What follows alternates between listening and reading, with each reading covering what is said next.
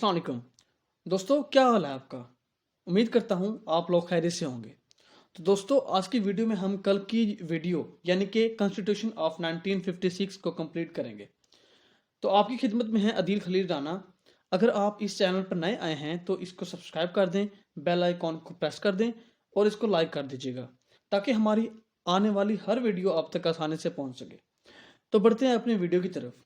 दरअसल आज बात होगी कि पीएम और प्रेसिडेंट के ज़ाती इख्तियारात और रिक्वायरमेंट्स क्या होंगे, उनके जो ये रिक्वायरमेंट्स थे वो क्या थे। बेसिकली बात करते हैं 1956 का जो कॉन्स्टिट्यूट था, ये बेसिकली जो आइन था, इसमें पीएम को मुसलमान होना लाजमी था और इसी तरह प्रेसिडेंट को भी मुसलमान होना लाजमी करार दिया गया। इन दोनों का जो टेन्योर था वो 5 ईयर का रखा गया था। प्रेसिडेंट के पास ये इख्तियार होगा कि वो इमरजेंसी नाफिज कर सकता है, यहाँ तक कि वो बेसिकली अब बात करते हैं इमरजेंसी होती क्या है। इमरजेंसी का मतलब है कि नीड ऑफ द टाइम, यानी कि वो सिर्फ वक्त की ज़रूरत है, थोड़ी देर के लिए होती है, फिर वो ख़त्म हो जाएगी। अब मार्शल लॉ क्या होता है? बेसिकली मार्शल लॉ होता है सिविलियन गवर्नमेंट को मिलिट्रियल जो उसके रूल्स हैं उनसे हटा दिया जाता है। ओके, तो ये बेसिकली इसमें डिफरेंस आ गया है। तो पीएम के क्या इख्तियारात थे, यहाँ पे सदर के क्या थे, हम इसको डिफ्रेंशिएट कर रहे हैं बेसिकली। तो बेसिकली यहाँ पे पीएम का इख्तियार था कि वो पार्लियामेंट्री ग्रुप को रहनुमा, यानी कि उसका वो रहनुमा होगा। तो अब सदर के पास ये इख्तियार था कि वो गवर्नर्स, सुप्रीम कोर्ट के जो जजेस हैं, ऑडिटर जनरल्स हैं और एडवोकेट जनरल्स हैं, उनको अपॉइंट करेगा। ये हो गया सदर का काम। अब पीएम का काम क्या है? उसके पास क्या है? उसके पास कैबिनेट है, वो उसको सिर्फ नॉमिनेट करेगा और जो कैबिनेट होगी वो नेशनल असेंबली को आंसरेबल होगी। अब 1956 का जो आइन था उसमें 2 फेज रखे गए, यानी कि पार्लियामेंट फॉर्म ऑफ गवर्नमेंट और प्रेसिडेंटल फॉर्म ऑफ गवर्नमेंट।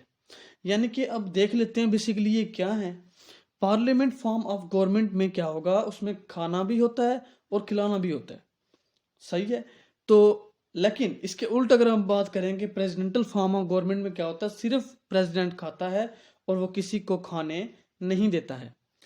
अब आइन में पाकिस्तान के सिटीजन्स के लिए फंडामेंटल राइट्स रखे गए। अब बेसिकली यहाँ पे जो मेन चीज थी, उर्दू को और बंगाली जुबान को कौमी करार दे दिया गया था इस आइन के अंदर। अब इस आइन में सिर्फ एक हाउस यानी कि यूनिक कैमरल लेजिस्लेचर होगा, ये उस वक्त फैसला हुआ था। बेसिकली ये क्या है? ये है कि इसमें दोनों विंग्स यानी कि ईस्ट पाकिस्तान और वेस्ट पाकिस्तान, ठीक है, जिसमें मैंने आपको बताया था यूनिट्स हैं इसके अंदर, पिछली वीडियो में आपको बताया था। तो नेशनल असेंबली का ये हिस्सा होंगे और इसकी कुल तादाद होगी 300 और इसके अंदर मेन पॉइंट ये है कि इसमें जुडिशियल जो है वो इंडिपेंडेंट होगी।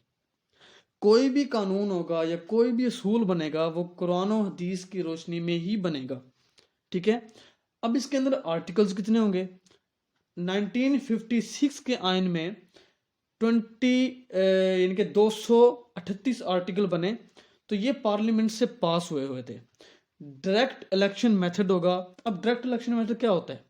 बेसिकली आपको बताऊं कि इसमें 1956 के आइन में क्वांटिटी ऑफ वोट को प्रेफर किया गया था, यानी कि क्वालिटी की कोई बात नहीं हो रही, कोई पढ़ा लिखा इंसान क्वालिटी कोई बात नहीं है, क्वांटिटी है। यानी कि अगर कोई बंदा नहीं पढ़ा हुआ वो भी वोट दे सकता है और जो पढ़ा हुआ वो भी दे सकता है।